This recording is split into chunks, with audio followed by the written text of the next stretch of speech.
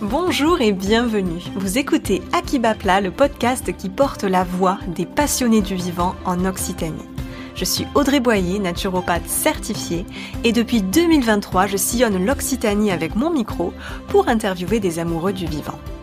Chaque mardi, je vous partage des conseils concrets et des rencontres inspirantes pour mieux prendre soin de vous et du monde qui nous entoure. Si le podcast vous plaît, pensez à vous abonner et à le partager autour de vous. C'est une petite action pour vous, mais un grand soutien pour moi. Vous êtes prêts ? Alors, place à votre nouvel épisode. Vous écoutez l'épisode 79 d'À qui bat plat podcast. Aujourd'hui, nous allons aborder un sujet encore tabou. Il s'agit du deuil.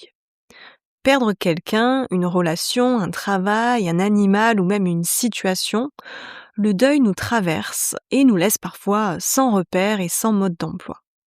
Quand la douleur est trop grande, quand les émotions se mélangent, tristesse, colère, fatigue, vide, parler ne suffit pas toujours.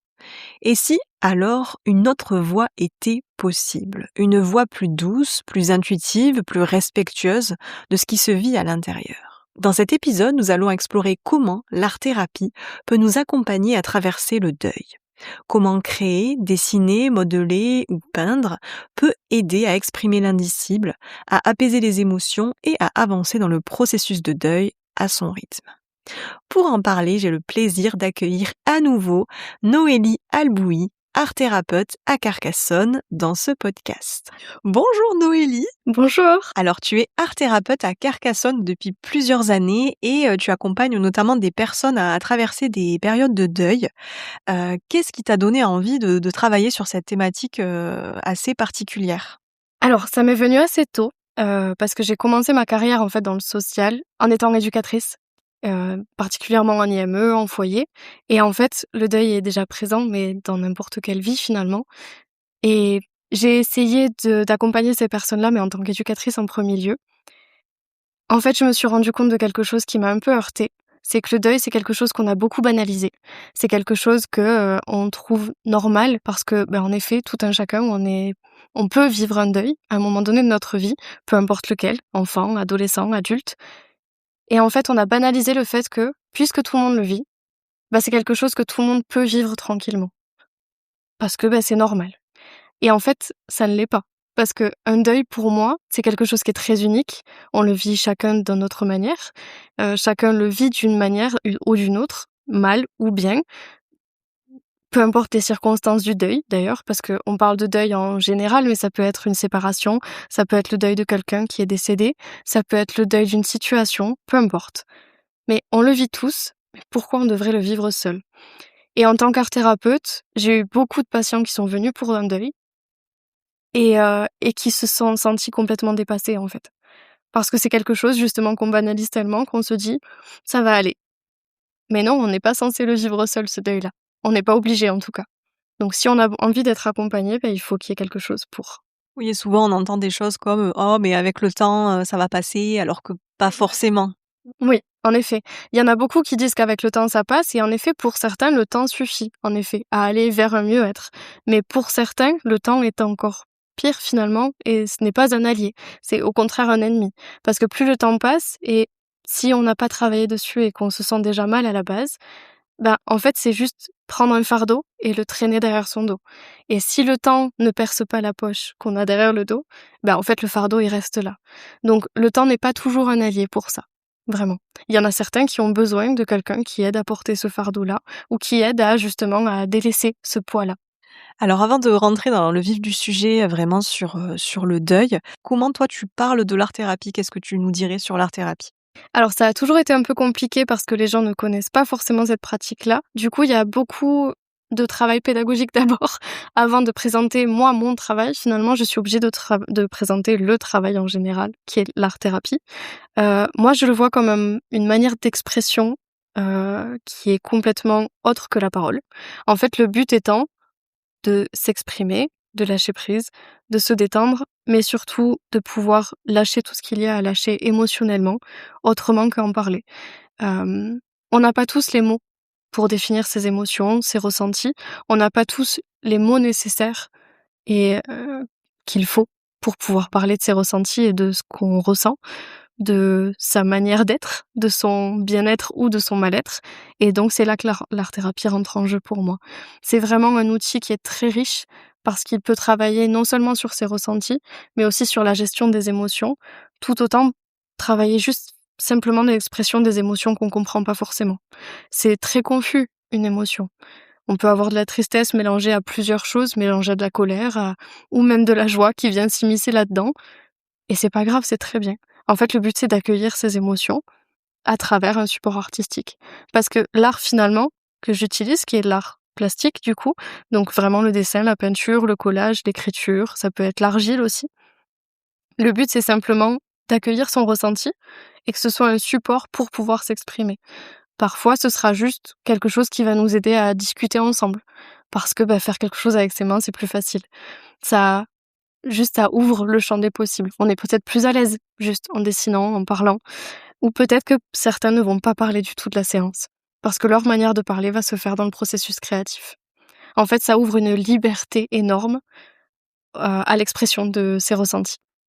Et comment toi tu as découvert l'art-thérapie? Est-ce que c'était, lors d'un accompagnement aussi, c'est-à-dire, que, tu avais quelque chose à traverser et tu t'es tournée vers un art-thérapeute? Ou est-ce que c'est dans un autre cadre? Alors, justement, on revient sur le côté éducatrice, donc qui a été le début de mon histoire dans le social et dans l'accompagnement des gens. J'ai découvert un musicothérapeute qui accompagnait, du coup, les jeunes d'IME, que j'accompagnais également. Je me suis penchée dessus, à la base, juste pour pouvoir comprendre ce que les enfants que j'accompagne là-bas vivent durant leurs séances. J'ai été fascinée par le travail de cet homme, qui m'a donc expliqué la musicothérapie. Et il m'a fait découvrir énormément de pratiques autres que l'éducation parce que, pour faire un petit aparté, quand on est au lycée et qu'on voit une conseillère d'orientation, c'est très compliqué pour eux de nous présenter le panel immense de métiers qui existent aujourd'hui. Encore plus en 2025 parce qu'il y a des métiers carrément qui sont créés. Donc présenter tous les métiers possibles, c'est très complexe et ils ne peuvent pas le faire, c'est impossible. Moi, quand j'ai dit que je voulais accompagner les gens, mais sans être dans la médecine, parce que, la peur du sang, tout ça, m'était un peu, compliquée. Je voulais quand même aider les gens, mais vraiment dans le côté social. On m'a présenté le métier d'éducatrice spécialisée, de moniteur éducateur, d'assistante sociale, sont déjà des métiers complètement fascinants et magnifiques, mais il me manquait quelque chose et je savais pas vraiment quoi. Donc quand il m'a montré, lui, le panel des métiers possibles et qu'il avait découvert lui, dont la musicothérapie, il m'a parlé de la dramathérapie, qui donc travaille sur les émotions avec le théâtre, et de l'art-thérapie. Et étant moi-même dans le processus créatif très souvent, en fait, la créativité fait partie de mon quotidien. C'est quelque chose que je fais tout le temps, en fait, même sans m'en rendre compte. Parfois, je me pose et je dessine pour pouvoir réfléchir. Je peins beaucoup, j'écris beaucoup. Et en fait, je me suis dit: «Si ça m'aide à moi, si ça m'accompagne dans mon quotidien à moi, pourquoi pas les autres?» Et j'ai entamé les études, presque tout de suite après avoir découvert ça parce que j'ai été fascinée par le côté manier la création pour en faire un accompagnement de vie et quelque chose qui puisse nous aider au quotidien. Oui, finalement, c'est un outil, en fait, très puissant que toi tu mets dans tes accompagnements. Oui, oui, c'est vraiment un outil en plus, l'art, finalement. On s'attend à ce que, ce soit, peut-être juste quelqu'un qui nous pose une feuille blanche et qui dit: «Allez, vas-y, on fait comme chez le psychologue, c'est toi qui fais et exprime-toi». Mais c'est plus complexe que ça.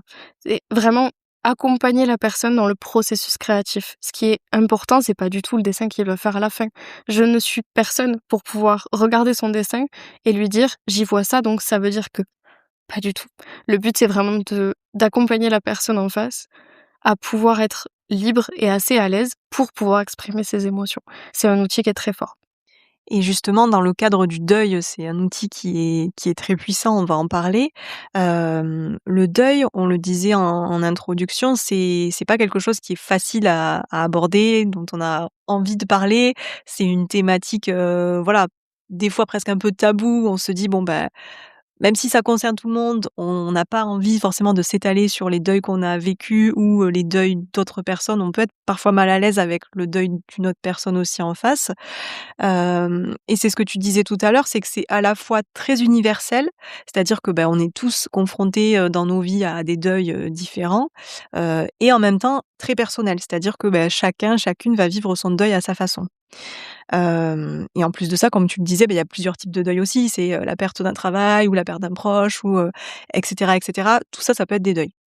Heu, Justement, est-ce que toi, tu peux nous expliquer en quoi l'art-thérapie, elle peut nous aider dans des périodes de deuil et peut-être ce que tu as pu observer, dans tes accompagnements, voilà, peut-être des cas «d'études» entre guillemets que tu as pu observer? Alors, je voudrais revenir sur ta une de tes premières phrases sur le côté presque tabou du deuil. Je dirais même pire, c'est que c'est tabou, le deuil. C'est quelque chose dont on parle très peu. C'est compliqué d'avoir quelqu'un en face de soi, peut-être dans sa famille ou dans ses amis, qui a vécu un deuil. En fait, le fait d'être là, déjà, suffit. Sauf que ça, on le sait pas forcément. Et c'est très compliqué de discuter avec quelqu'un qui vit un deuil. On a toujours un peu peur de dire la phrase qu'il ne fallait pas ou de la toucher un peu dans ses ressentis. Mais finalement, c'est presque pire de prendre ses distances et de laisser la personne faire. Le but, c'est vraiment, du coup, d'offrir à la personne endeuillée, peu importe quel type de deuil, un espace pour créer l'indicible, pour essayer de comprendre ce qui se passe dans son corps et dans son esprit. Pendant un deuil, il y a énormément de choses, c'est le chaos presque dans la tête. Du coup, le but, c'est vraiment d'offrir un espace de liberté où ce chaos-là, il se concrétise sur feuille. Peut-être qu'il se concrétise simplement, pardon, par des mots, mais il se concrétise. C'est quelque chose qu'on commence à comprendre et surtout qu'on accueille. Ce chaos-là, il n'est pas normal finalement. C'est quelque chose qui se crée parce que dans notre esprit, ce deuil-là crée quelque chose de négatif. Et ça, c'est normal. Le deuil, c'est pas quelque chose qu'on vit finalement en se disant «Wouh, super!» Voilà, c'est quelque chose qui est difficile pour tout le monde de traverser un deuil. Donc le but, c'est vraiment d'accueillir la personne avec tous ses ressentis, avec sa façon de le vivre, parce que tout le monde le vit d'une manière ou d'une autre, mais c'est très unique, c'est très subjectif. D'accueillir complètement tout ça et de la laisser libre de s'exprimer, de le déposer et de ne pas ressentir justement ce tabou-là. De pouvoir en parler, parler de son ressenti, parler de sa colère, peut-être parler de sa tristesse, peu importe, mais d'exprimer absolument tout en n'ayant plus du tout ce tabou-là. En fait, justement, ça enlève ce tabou du deuil de, il faut pas en parler, il faut pas, dire qu'on est triste parce que c'est logique qu'on est triste et cetera. En fait, on peut dire absolument tout ce qu'on veut, dessiner, écrire ce qu'on veut. Le but, c'est d'offrir un espace. Et en plus, dans le deuil, on disait, que chaque personne le vit à sa façon, mais il y a quand même des thérapeutes et des études qui ont montré qu'il y avait différentes étapes, en fait, dans le deuil. Ça peut être, au premier abord, le choc et puis après, la colère, la tristesse, l'acceptation et cetera. Est-ce que toi, tu as remarqué ça dans tes accompagnements que sur le long terme, il y avait ou sur moyen terme, il y avait des phases? Oh que oui. Après, le souci là-dedans, c'est que je ne pouvais pas, observer chaque phase, dans le sens où la personne vient en art-thérapie au moment où elle le souhaite. Elle peut venir au moment de la première phase parce que, elle vient de vivre le deuil. Elle est au moment clé du deuil, c'est-à-dire le tout début et elle se dit: «Je veux être aidée tout de suite, je veux être accompagnée tout de suite parce que je vais avoir besoin et je sens que je vais en avoir besoin tout de suite». Ou elle peut venir en étant à la dernière étape, c'est-à-dire l'acceptation, juste pour pouvoir détendre et accepter son ressenti. En fait, mais j'ai quand même observé certaines choses. L'accompagnement au deuil avec lequel je travaille, je propose 5 séances, plus les accompagnements intermédiaires, c'est-à-dire de temps en temps un appel téléphonique si la personne a besoin, heu, de juste exprimer un ressenti ou de donner son avis sur une séance dernière.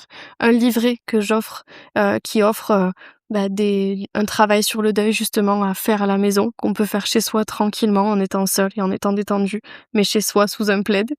En fait, il y a beaucoup de choses et pendant ces séances-là, étant donné qu'il y a un fil rouge qui est le travail de son deuil et de son ressenti, j'ai observé beaucoup, beaucoup, beaucoup d'évolutions. Parce que justement, le fait est de déposer ce qui pèse. Donc, j'ai observé énormément de personnes qui, en sortant, me disaient: «Je le vis autrement» et certaines même s'en voulaient de le vivre assez correctement.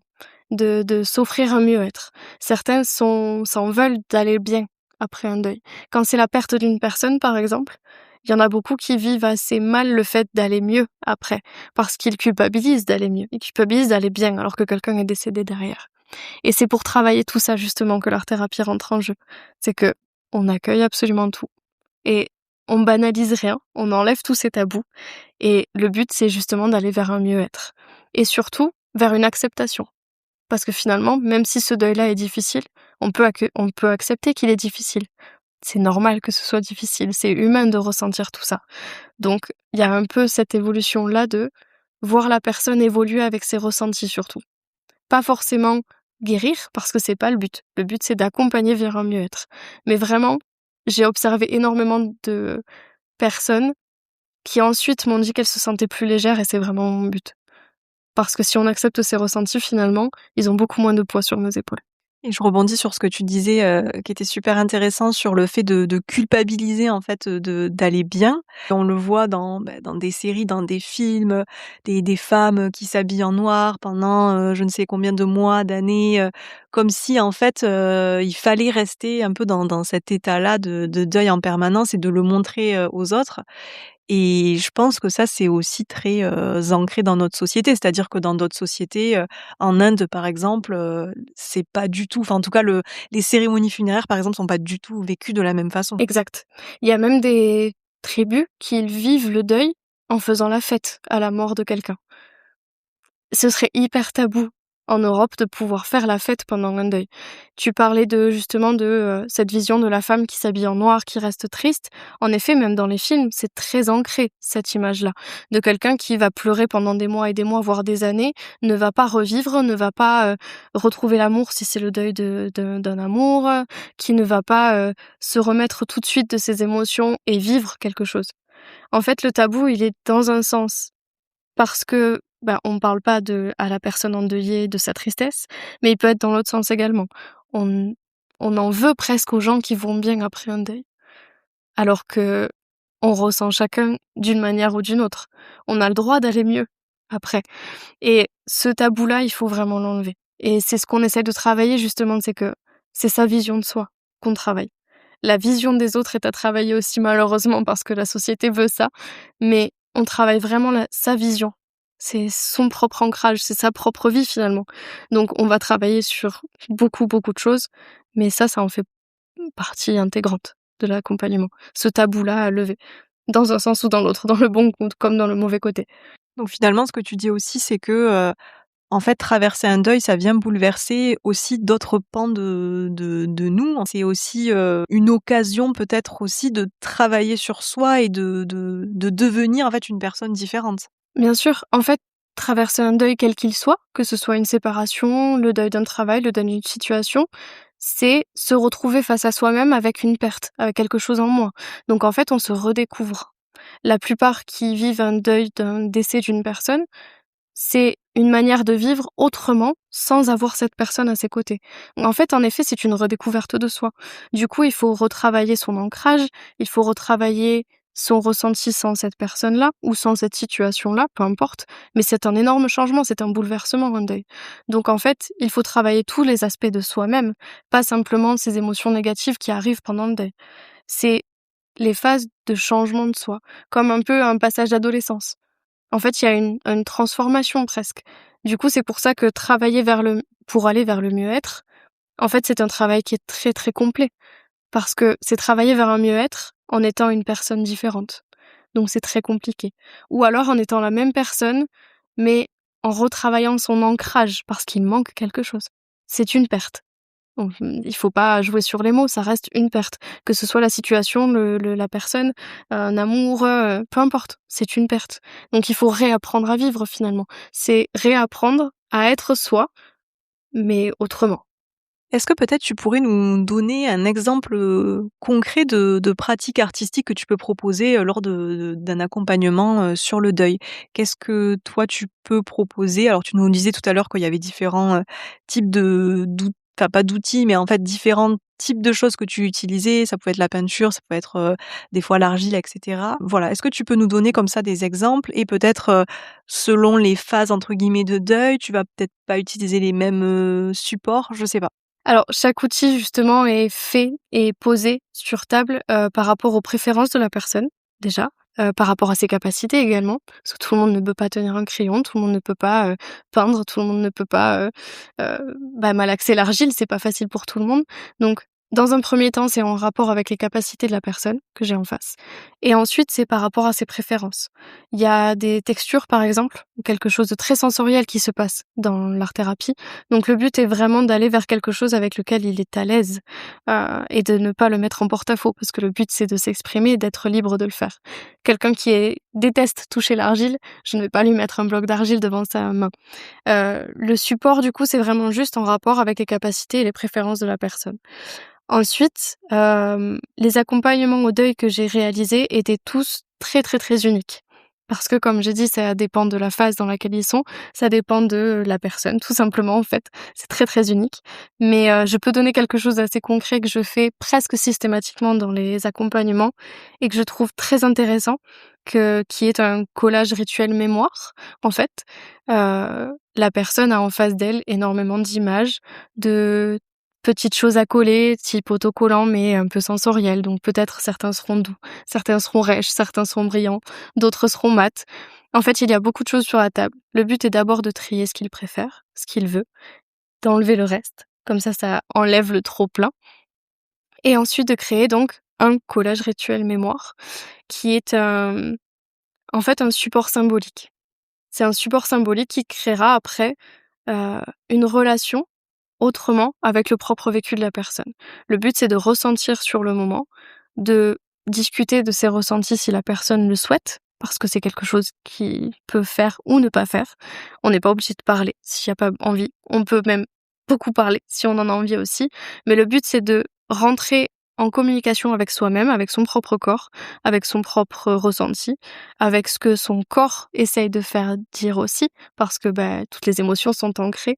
C'est pas nouveau que on ressent toutes nos émotions corporellement parlant, que ce soit par des mots ou par des petites gênes, etc. Donc le but, c'est vraiment de rentrer en phase de relation autrement avec son propre vécu, donc avec son deuil. Et ensuite, ça devient un grand point d'ancrage pour toutes les autres séances et pour l'accompagnement, pour parler, pour se souvenir, pour déposer, pour ressentir.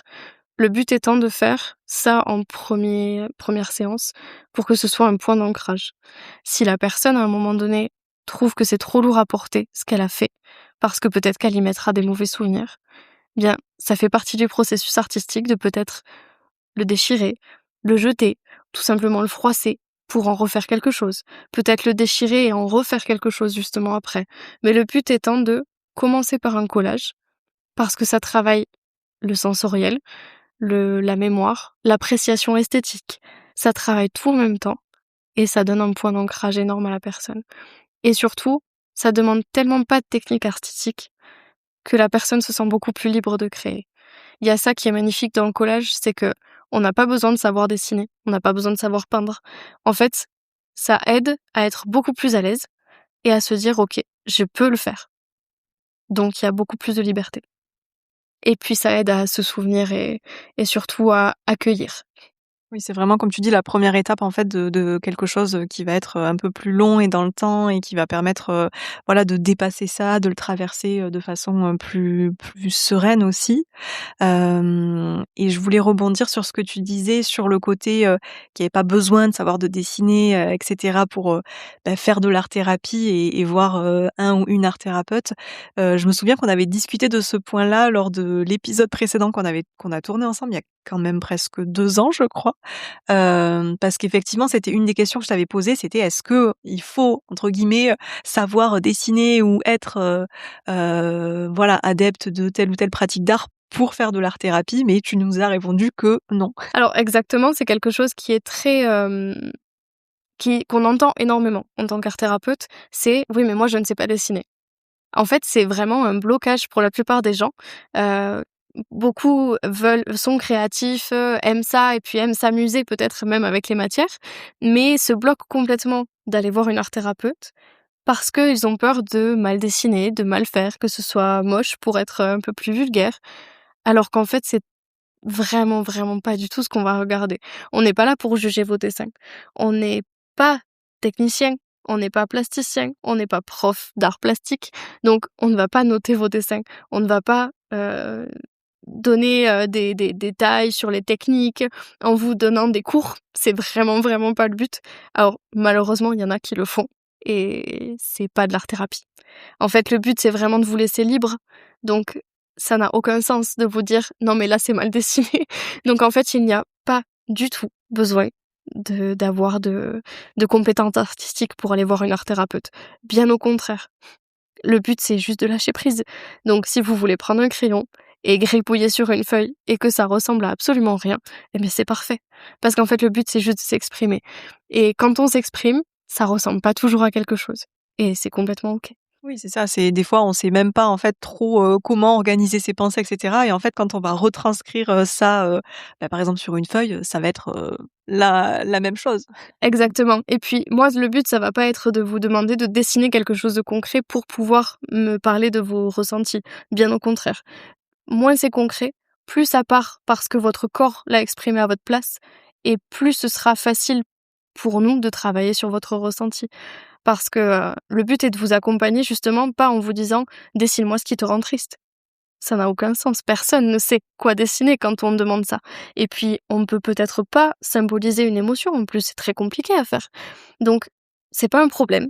En fait, vous n'aurez pas juste une feuille blanche et je ne vous dirai pas dessine quelque chose. Le but, c'est de vous accompagner vers un processus créatif, non pas une technique artistique, mais vraiment un processus créatif qui vous aidera à vous exprimer et à vous lâcher. Donc, ce sera jamais réellement concret. Si ça l'est, c'est parce que vous aurez choisi que ça l'est, et c'est d'accord aussi, il n'y a aucun problème. Mais il n'y a pas besoin de compétences. Si votre canard ressemble pas forcément à votre canard, ce sera pas un canard. Je sais pas pourquoi j'ai pris canard, mais le but c'est vraiment juste de s'exprimer créativement. Donc pour ça, il n'y a pas besoin de technique. Mais le fait d'être accompagné par toi par exemple qui est là, qui supervise ça, qui accompagne, ce processus-là, c'est pas pareil non plus que de faire ça, seul chez soi. Exactement. En fait, justement, ce qui change entre processus créatif ou un atelier créatif et de l'art-thérapie, bah, finalement, c'est la posture thérapeutique, tout simplement. Quand on vient à un atelier créatif, on vient parce qu'on a envie de faire du créatif, juste de s'amuser, de se détendre. Quand on vient dans l'art-thérapie, on peut venir parce qu'on aime le processus créatif, mais par biais thérapeutique. En fait, ce qui change entre les deux, c'est vraiment la thérapeute. Et l'objectif de la séance. Exactement. Alors merci Noélie, on arrive déjà à la fin de cet épisode. Si, voilà, on traverse un deuil en ce moment, comment faire pour, te contacter et voilà, déjà prendre les informations pour voir un petit peu, ce que tu proposes? Alors, en tapant mon nom et mon prénom sur Google, il y a mon site internet qui apparaît, ou alors ma page Resalib qui est très complète au niveau des informations et surtout au niveau de la prise de rendez-vous, parce que ça propose le numéro de téléphone, la prise de rendez-vous directement sur Resalib. Et sinon, mon cabinet est à Villardonnel à partir de janvier, au 9 rue Bellevue, donc dans la Montagne Noire. Et je vous accueille à 15 minutes à peu près de Carcassonne, mais dans la campagne. En tout cas, une jolie adresse qui donne envie. Et c'est vrai que le lieu aussi est important pour créer. Exactement. En fait, le but, c'est vraiment d'offrir un cadre sécurisant parce que le but est que vous soyez que les gens soient à l'aise de créer et puis à l'aise d'être, tout simplement. Donc, en fait, vraiment, le cadre est quelque chose de primordial. S'il y a trop de bruit, par exemple, ou s'il y a trop de choses qui viennent contrarier le travail, en fait, finalement, on n'arrive pas à se concentrer sur ce qu'on veut faire et surtout sur son propre processus. Donc oui, le cadre est très important et le fait d'être à la campagne, justement, offre un calme qui est non négligeable. Merci beaucoup Noélie. Merci à toi. C'était Akiba Plat, le podcast qui porte la voix des passionnés du vivant en Occitanie. Si cet épisode vous a plu, pensez à le partager et à laisser une note sur votre plateforme d'écoute. C'est le meilleur moyen de soutenir mon travail et de faire connaître le podcast. Retrouvez-moi aussi sur les réseaux sociaux pour suivre toutes les actualités. Je vous dis à la semaine prochaine pour un nouvel épisode et en attendant, prenez soin de vous.